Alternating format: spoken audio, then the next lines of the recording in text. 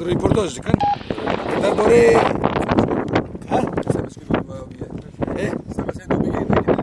نه پارشنا و کاری خواه مول کرد و اولی کندور کرد او به اولی کندور کرد او میکنی بسیار بر اون لفر آلمان جواز في بازگاه و پارستانی چیه یعنی اون چه دکن چرا کن اون خلق دارید اون هدف او چیه بداری هدف ما انه ملتي خو بريقه بباريزن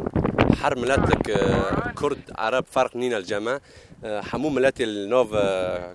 منطقة باجار كرداد المنطقة كرداد هم بباريزن وهم لن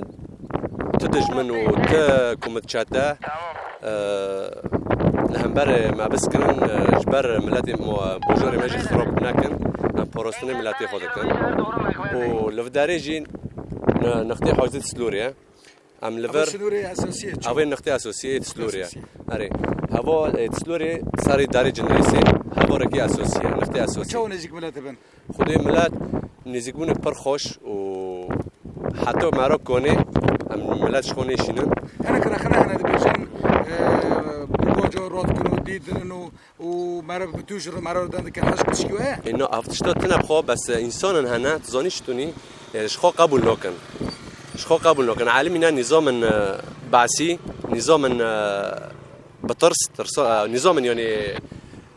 جور نظام دولته في تونيا وندخوزن امجي في نزيكوني ام ناخذ نزيكي وان ببن زمان خوش هم نزيك دبن ای وقتش تکی قبول نکن محاولت کن يعني تبلیغی چی کن هم قبول نکن سردو کوری و چه باشه خودی کار جدا يعني کار جدایه